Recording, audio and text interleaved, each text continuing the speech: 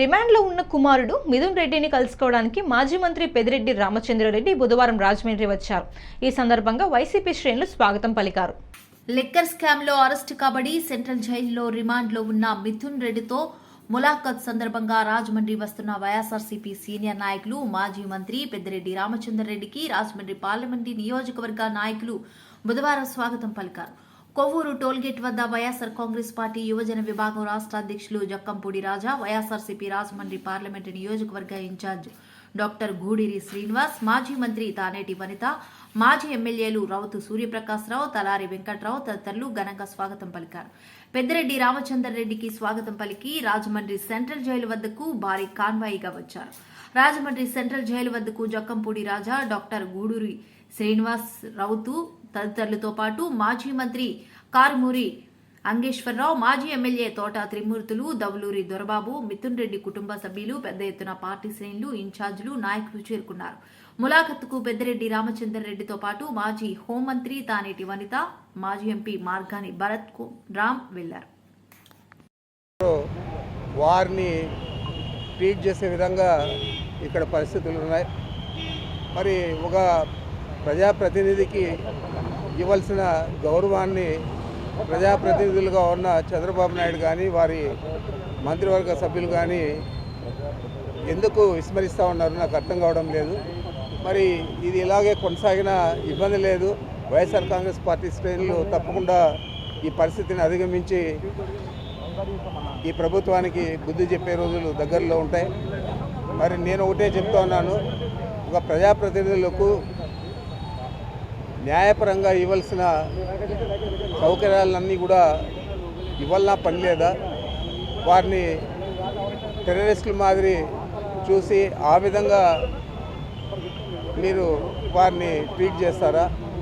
ఇది మంచి పద్ధతి అని నేను అడుగుతా ఉన్నాను.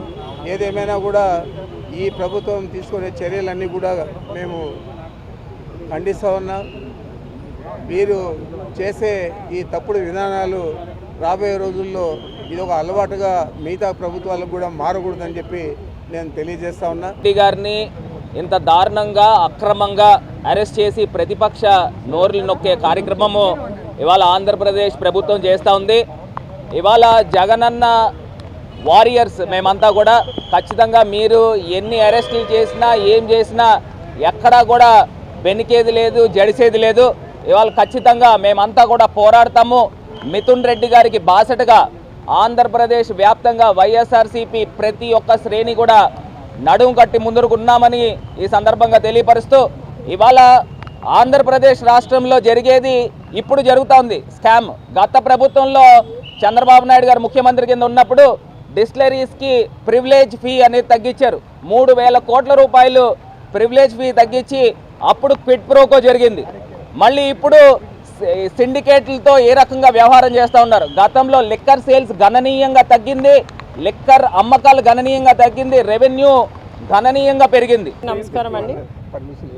ఈరోజు మరి మిథున్ రెడ్డి గారి మీద ఏవైతే మద్యమ కేసులు బనాయించి ఆయన అరెస్ట్ చూపించారో ఇది అక్రమ కేసు, అన్యాయంగా ఆయన మీద బనాయించారని చెప్పి మా వైసీపీ నాయకులం అందరం కూడా తీవ్రంగా దీన్ని ఖండిస్తున్నాం. మా ప్రభుత్వం అధికారంలో ఉన్నప్పుడు, జగనన్న ముఖ్యమంత్రిగా ఉన్నప్పుడు ఈ మద్యమ దుకాణాలని ప్రభుత్వమే నడిపించి ప్రభుత్వానికి ఆదాయాన్ని చేకూర్చారు.